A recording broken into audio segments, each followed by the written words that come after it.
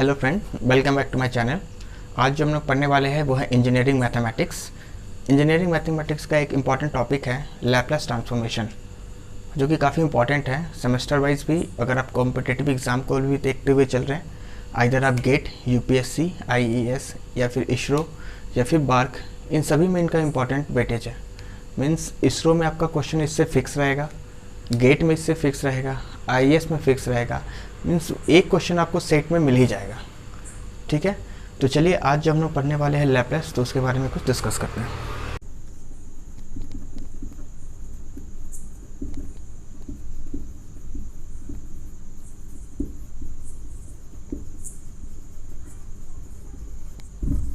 Laplace transformation होता क्या है? तो लैप्लास ट्रांसफॉर्मेशन में हम लोग एफ फंक्शन को हम लोग एफ में चेंज करते हैं। मीन्स एफ फंक्शन को लैप्लास ट्रांसफॉर्मेशन के थ्रू हम लोग एस में चेंज करते हैं। मीन्स टाइम डोमेन को फ्रीक्वेंसी डोमेन में हम लोग चेंज करते हैं। ठीक है, या फिर एफ को एफ में कन्वर्ट करते हैं। इस प्रोसेस को बोलते हैं इन्वर्स लैप्लास ट्रांसफॉर्मेशन। और अगर आप ब्रीफ डिफिनेशन के बारे में बात करें लैप्लास के, तो इसको हम लोग बोलते हैं 0 से इन्फिनिटी e का power minus s t f t d t. कब? When t is greater than equal to 0। ये कंडीशन आपको गिवन रहेगा। ठीक है, अब इसके कुछ सेलेक्टेड इंपॉर्टेंट फॉर्मूलाज के बारे में बात करेंगे। इसमें कुछ शिफ्टिंग कैसे यूज़ करते हैं, कैसे लॉगरिथम के क्वेश्चन को हम लोग बनाएंगे, तो उसके बारे में डिस्कस करते हैं। पहले इसके फॉर्मूले को देख लें।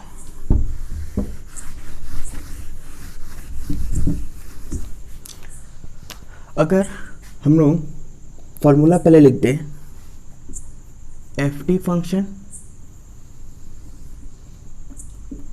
एफ एस फंक्शन, मीन्स जब हमारा फंक्शन एफ टी 1 को सिर्फ चेंज करना होगा तो इसका जो फॉर्मूला होगा 1/s। अगर हम t को चेंज करते हैं तो ये हो जाएगा 1/s²। अगर हम t 2 को चेंज करते हैं तो ये हो जाएगा 2 फैक्टोरियल s का पावर 3।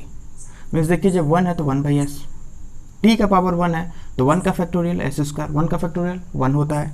t का power 2 means 2 factorial by s का पावर 2 + 1, हम एक ऐड कर देते हैं। ठीक है, तो आप इसका अगर आप जनरल टर्म्स लिखोगे तो हम लोग लिख सकते हैं n फैक्टोरियल s का पावर n+1। ठीक है,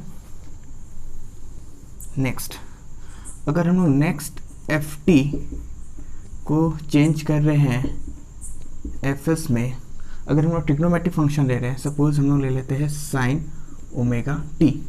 जब साइन ओमेगा टी की बात करेंगे तो साइन ओमेगा टी का फॉर्मूला होगा ω/s² प्लस ω²।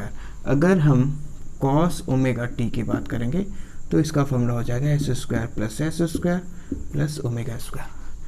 अगर हम इनके हाइपरबोलिक फंक्शन को लें, साइन h ए टी या फिर ओमेगा टी ले लीजिए, आपको यहाँ पर डाउट होगी जब आगे हम लोग शिफ्टिंग के क्वेश्चन लेंगे या फार्मूला लेंगे तो यहाँ पर हो जाएगा इसका फार्मूला ω/s² माइनस ω²। देखिए, हमारा जो सिंपल साइन फंक्शन था, कॉस फंक्शन था, यहाँ पर प्लस लग रहा था। जब हमारा हाइपरबोलिक फंक्शन हो जाएगा तो सिर्फ डिफरेंस क्या हुआ, यहाँ पर नेगेटिव हो गया। अगर हम कॉस h ओमेगा टी लेंगे तो ये हो जाएगा s/s² माइनस ω²। ठीक है, अब इसमें अगर हम लोग शिफ्टिंग ऐड करते हैं तो क्या होता है? तो अगर हम लोग शिफ्टिंग की बात करेंगे तो अगर e a t sine omega t होगा तो इससे हम लोग लिखेंगे ω/s minus a/+ ω²।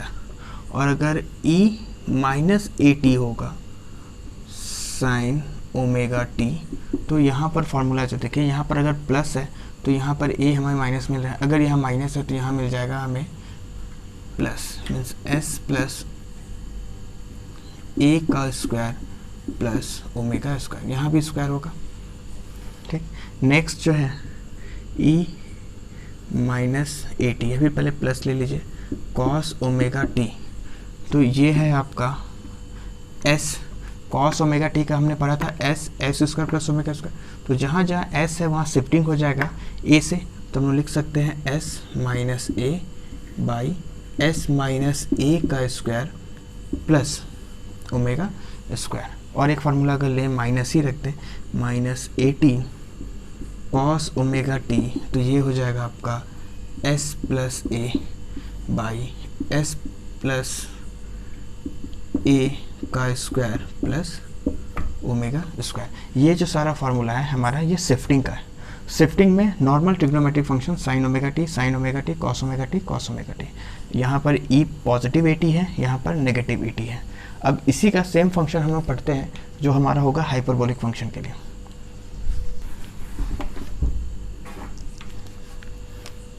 Hyperbolic function में अगर e a t sine h omega t होगा तो इसका जो फार्मूला होगा वो होगा omega by s minus a का square minus omega square. Means यहाँ पर जो साइन ओमेगा टी में हम लोग पढ़ रहे थे omega by s square minus omega square, बस देखिए शिफ्टिंग का केस आने पर ई ए टी आने पर ये जो एस के साथ है माइनस से, यहाँ पर अगर ये पॉजिटिव है तो यहाँ पर ये हो जाता है नेगेटिव। और अगर हम लोग ई माइनस ए टी की बात करेंगे साइन एच ओमेगा टी, तो ये हो जाएगा omega by s plus a का स्क्वायर माइनस ओमेगा स्क्वायर। और अगर हम लोग e a t cos h omega t की बात करें तो ये हो जाएगा आपका s minus a by s minus a का स्क्वायर माइनस ओमेगा स्क्वायर।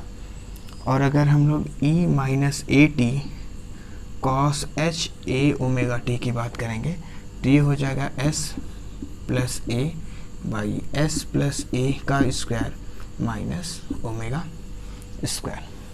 ठीक है फ्रेंड। और इसके बाद हम लोग ई ए टी के बारे में कुछ देख लेते हैं और फिर यहाँ से हम लोग प्रूविंग के बारे में स्टार्ट करेंगे इनका। अगर यहाँ नेगेटिव है तो ये पॉजिटिव होगा, अगर ये पॉजिटिव है तो यहाँ पर ये नेगेटिव होगा। ठीक है। और अब हम लोग इस फार्मूला के प्रूविंग को देखेंगे। ठीक है। अब जो हमारा पहला क्वेश्चन है वो है एफ टी इक्वल टू 1। हमें इसका लैप्लास ट्रांसफॉर्मेशन निकालना है, मीन्स हमें निकालना है F S equal to what. ठीक है। तो इसका आंसर को देखते हैं। तो हमने लैप्लास ट्रांसफॉर्मेशन में पढ़ा था कि L इक्वल टू 0 से infinity e power minus s T into F t d t. कब? when t is greater than equal to 0। ठीक है। अब हम लोग यहाँ पर देखिए हमारा जो फंक्शन है वो है एफ टी। ठीक है। अब इस एफ टी को हमें फंक्शन को जो है इसका वैल्यू लिखना है 1। तो हम यहाँ लिख सकते हैं 0 से infinity e minus s T by 1 D T. तो ये ना 1 हमारा कांस्टेंट होगा, तो इसको हम लोग हटा भी सकते हैं या फिर आप इसको रहने दीजिए। अब अगर हम इसका इंटीग्रेशन करेंगे तो इसका इंटीग्रेशन हो जाएगा e power minus s T जो ये है, और हम लोग t के रिस्पेक्ट में डिफ्रेंशिएशन करें तो यहाँ पर जो t का जो कांस्टेंट है माइनस s वो नीचे आ जाएगा इस तरह से। अब इसका जो हम लोग लोअर और अपर लिमिट हम लोग डाल देते हैं, तो ये है 0 से इन्फिनिटी। अब यहाँ पर हम लोग वैल्यू पुट करते हैं। तो सबसे पहले हम लोग माइनस एस को बाहर भी ले सकते हैं या फिर मत लीजिए, पहले हम लोग इसको सॉल्व कर लेते हैं। E minus S infinity minus ई का पावर माइनस 0 एस 0, मतलब ये 0 हो जाएगा बाई एस इस तरह से। अब यहाँ पर हम लोग इसका वैल्यू को पुट कर देंगे तो ये e का पावर माइनस इन्फिनिटी होगा, s into infinity infinity, s into 0 0 means ये आपका हो जाएगा 0 और ये माइनस ऐसा। अब e का पावर माइनस इन्फिनिटी ये आपका जो रिजल्ट होता है ये होता है 0, और एनीथिंग पावर 0 इसको हम लोग लिख सकते हैं 1 और इसके आगे माइनस है तो माइनस, और ये माइनस s। अब इसको सॉल्व करते तो देखिए ये माइनस माइनस क्योंकि 0 तो कोई फ़र्क नहीं पड़ता है, माइनस और माइनस कट जाएगा और आपका जो यहाँ से जो रिज़ल्ट आएगा 1/s। तो देखिए ये हो गया प्रूफ। हमने सबसे पहला फार्मूला हमारा यही था कि 1 का इक्वल टू 1/s, तो यहाँ पर जो हमारा एफ एस आया ये हो गया 1/s। ठीक है, हिंस प्रूव्ड। अब नेक्स्ट है हमारा second question, F T E power A T, और आपको निकालना क्या है, F S equal to what.